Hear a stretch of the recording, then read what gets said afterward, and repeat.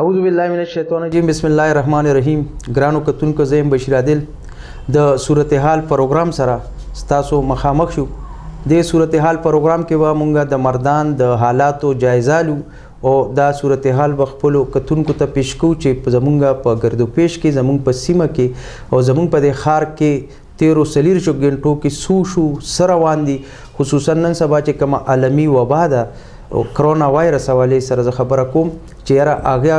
هغه صورتحال څه دي، کوم اقدامات چې کیږي روان دي، د هغه تر کومه حد پورې زمینی حقایق څه دي، نو په هغه به خبره کوو. تاسو به زمونږ نه اپډیټس اخلي او زمونږ کوم پروګرام چې تاسو ګورئ د سره سره به تاسو موږ له مشورې هم راکوي چې موږ په دې کې څوک کوم ماهرین راغواړو، چا سره خبرو کو او په کومو مسلو باندې چې کوم زمونږ ولس ته مختی پاغه باندې خبرو کو. زه په دې پروګرام کې आवाज نیم، ما سره به زما ملګری سینیئر صحافي مسرت تاسیس صاحب هم وي او هغه سره به هم خبرې کو او تاسو به د هغه تجزیه د هغه کم خبره تری چې دي تر اوسه پورې چې د هغه کم په دې مسایلو باندې جوور نظر دی د هغه نه هم استفاده کو. نو اوس د دې نه مخکې چې مونږ اساس صاحب ته لاړ شو او د هغه تجزیه او د هغه خبره تر تاسو ته وړاندې کو، تاسو هغه سره مخامخ کو. زه به دا وایم چې کله په 18 تاریخ د 13 میاشتې د مارچ دا وایرس دلته منګا یونین کونسل کې راغلل او د دیزه سعادت خان نامي سړی په دې وایرس باندې ډومبه په ټول ملک کې خپل جون بیلو وفات شو. هغه نه پس دا علاقه ډیره زیاته سنسټیو شو، خلکو سره یره پیدا شو او دا هغه نه پس دغه علاقه کې مکمل لاک ډاون شو او خلکو ته تر کورونو تر حد پورې د اوسېدو مشورې ورکړې شوې. انتظامی د حواله سره سوکړل، زموږ پولیس رونه سوکړل او خلکو سوکړل. په دې باندې واسی صاحب سره خبرې کوو. اسی صاحب ته ویلکم وایو. اسی صاحب پروګرام کې پر اتک باندې تاسو ته خوش آمدید وایو. تاسو جیر ډیر جوور نظر دی په دې باندې د کله نه چې دا وایرس وبایي راغلی دی، تاسو ریپورټینګ کوي مختلف چینل سره، مختلف اخباراتو باندې تاسو تجزیه مونږ وینو. تاسو څه غواړئ چې تر اوسه پورې شو سپکارو د خلکو حوصله څنګه دي، کم لاک ډاون چې دی هغه تر کم حد پورې کامیاب دی، کم په منګا کې خصوصا چې زمونږ رونه خويندې او تقریبا 50,000 آبادی ده د هغې صورتحال باندې زمونږ د کم کتون کې چې دي په اعتماد کې والو دي پوه کو. د سره سره پرون که مونږ وګورو په مایارو کې هم 4 کسان نور چې کم دی هغې کې دا تشخیص وشو چې دا وایرس هغې تم دي. دغسې په تخبه کې په بیګا 2 کسان مزید راله. په دې ټول صورتحال باندې ستاسو نظر دی، تاسو څه ګڼئ چې څه روان دي، څه کېږي او تر کومه حده پورې خلک په دې خبره پوه دي چې کورونو کې دي اوسي او مزید دي نه ګرځي؟ جی بسم الله الرحمن الرحیم. ډېره مننه بشیر عادل صاحب، تاسو ته مبارکي در کوم په پروګرام صورتحال په آغاز باندې. دا لومړی پروګرام دی. زما هم خپل کتونکو ته دا ریکویسټ او دا درخواست دی چې دا پروګرام وقتاً فوقتاً به موږ تاسو په درانه خدمت کې حاضرېږو. تاسو د دې پروګرام هم جایزه واخلئ څنګه چې بشیر عادل صاحب وویل. دې کې موږ ته چې کومې کمی دي په ګوته کې کوم تاسو تجاویز کوم مشورې دي او وقتاً فوقتاً موږ سره ټلیفون په لارې او زموږ د پاڼې په لارې او د ویب سایټ په ذریعہ باندې تاسو موږ ته راکوي. ان شاء الله موږ کوشش کوو واتس اپ هم تاسو کولی شئ چې موږ په دې کې بهتري راولو. بشیر عادل صاحب چې د کومې پورې سوال دی د مردان کې د کورونا وایرس په حواله سره د وخت کې تقریبا 80 د پاسه که زه دا ووایم چې نوي خلک لس کم سل کسان چې په چا کې د دې وایرس تصدیق شوی دی. د اډمنسټریشن چې کوم مقامي اډمنسټریشن دی د هغې بیانه دا و چې زموږ په ډومبنو ورځو کې دا کوشش و چې دا مرض چې کوم دی دا د موږ د منګا نه بار پرې نه ځو، چې بار را نه شو. موږ ټول اقدامات زموږ ټولې هلې ځلې په دې حوالې سره و چې دا مرض موږ په منګا کې رغه کړو او بار را نه شي چې د نور د خلک چې کوم دی د دې نه متاثره نه شي. خو لکه څنګه چې تاسو ذکر وکړو د بده مرغه دا مرض رو اوس خورېږي. په مایارو کې 4 پازیټیو کیسونو راتلو نه پس بیګا په تخبه کې چې کوم 2 کیسونه راغلي دي او بل چې کوم تشویشناک صورتحال دی هغه دا دی چې کوم زموږ د مرکز کې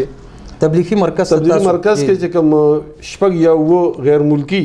چې کوم د جماعت ارکان دي پای کوم د دې مرض تشخیص شوی او په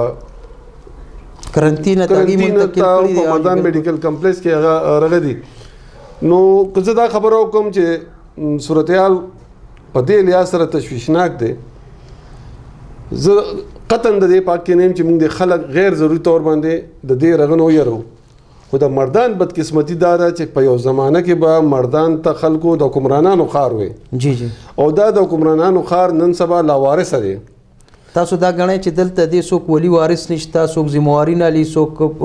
کم چې خلک په حکومت کې دي هغه ته اشاره کوي. زما هغې ته اشاره ده، کوم زمونږ چې کوم عوامي نمایندګان دي په حکومت کې دي او په حکومت کې نه دي، جی د خلکو ووټونه ورکړي دي، د خلکو منتخب کړي دي، د خلکو نمایندګان دي، او دا نمایندګان خلک د دې مقصد لپاره منتخب کوي چې کله خدای مکه په هغې سخت وخت راشي نو دا خلک به د هغې ملاتړ کوي. جی خو موږ چې ګورو نو په دې د 19 تاریخ نه والې نن دا دی دا خلک په نظر باندې ناراضي، په شورو کې یو کس دوه تاسو نظر کته کلام معافي غواړم اسی صاحب، تاسو د نظر خبره کوي. زمونږ یو ایم پی ای صاحب چې داغه حلقې دی هغه ته وایرس شوی عبدالسلام افریدي، لکه تاسو په نظر راځي نو خو خلکو سره مسلسل رابطه کوي، دغه سي ایڈمنسټریشن دی هغه ملته مختلف تنظیمونه چې کوم دینو هغه الته کې خپل حاضریم کوي، الته کې راشن امر کوي، د سره سره کوم پولیس رونه چې زمونږه هغه ایس پی اپریشنز تاسو دړوان دي هغه ورځ کې دا وایرس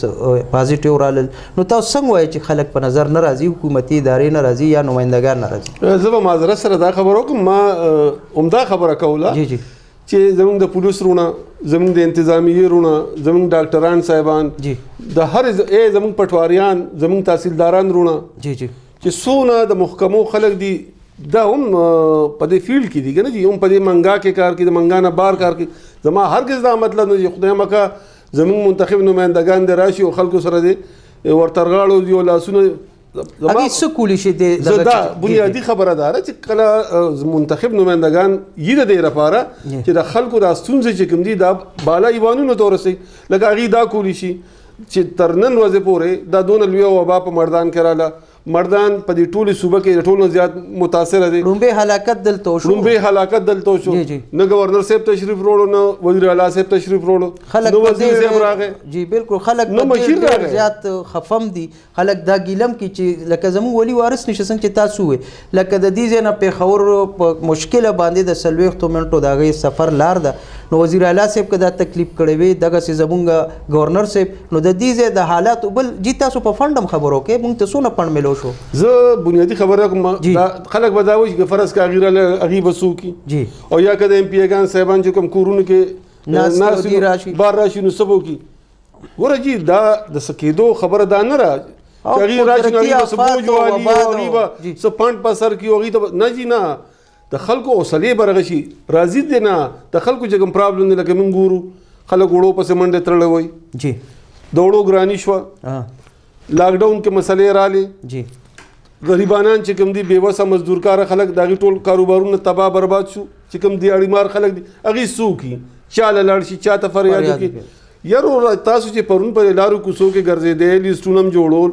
مینتونه هم کول، سوالونه هم کول، اوټونو دپاره په کورونو کې ناست ډېر خو پکې داسې چې د غلکو ته ترې هم نه دي، خلکو له اوټونه ورکړي. تاسو بېشکه خپل کورونو کې کښېنئ، موږ دا قطن نه غواړو چې زموږ دا مشران دي په دې تود باد هم ولګي، خو چې کوم د خلکو حق دی، حق دا دی چې د هغې د مردان چې کوم نمایندګي لري پسنه وشي.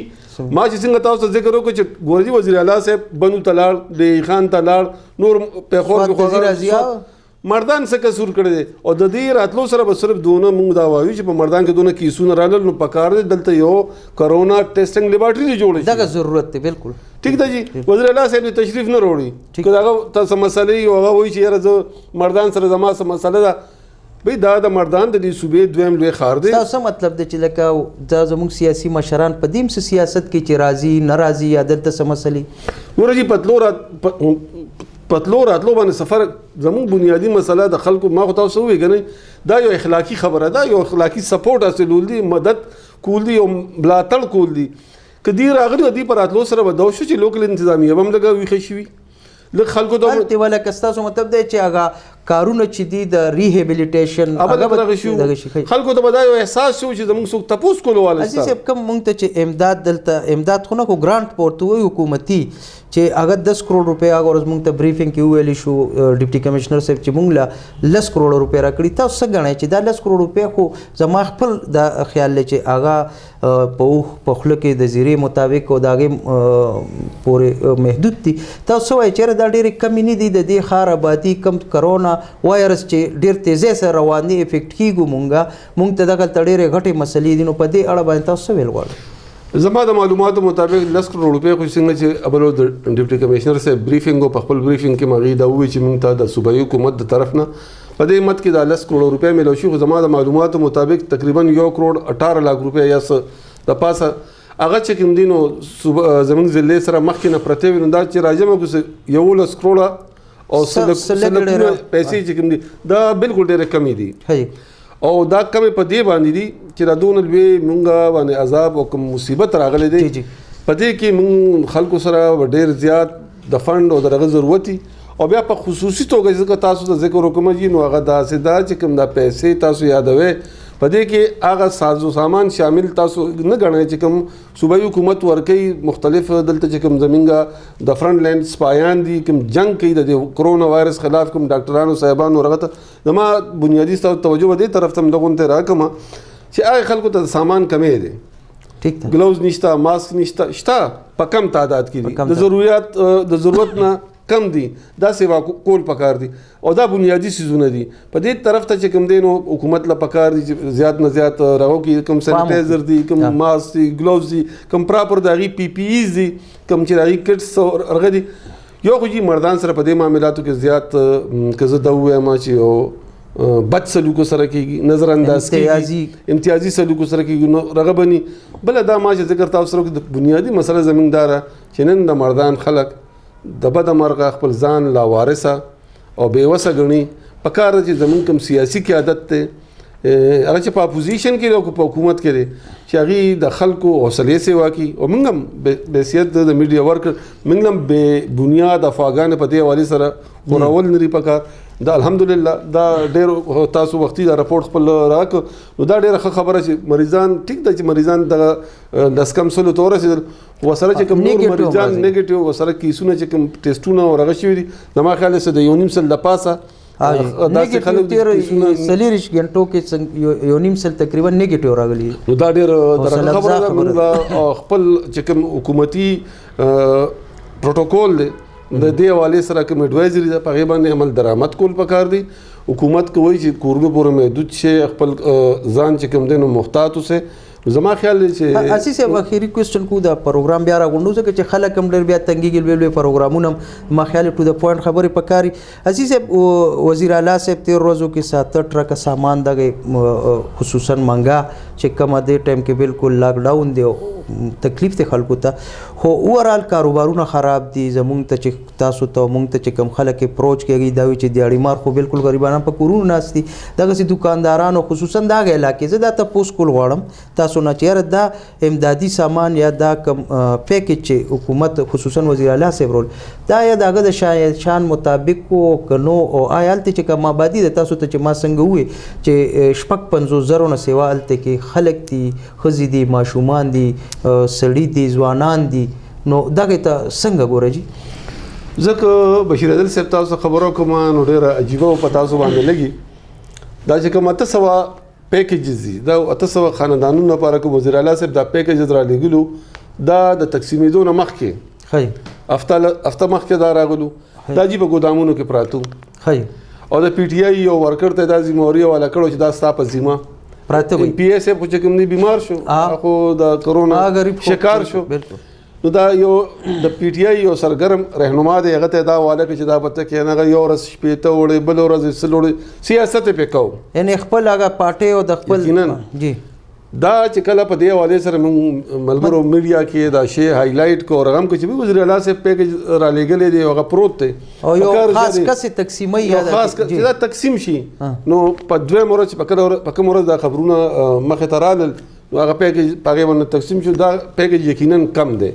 ټیک دا نور زیات سیوا کول پکار دي او د حکومت پالیسی سره د حکومت پالیسی دا ده چې کوم خلک د کرونا وایرس شکار شي کم کس دغه فیملی ته راشن ملاويږي جی دا نور خلک پای کې شامل نه دي دا خو بیا هم چونکه لاک ډاون دی جی خلک نشي راوتی موږ بنیادی خبره ده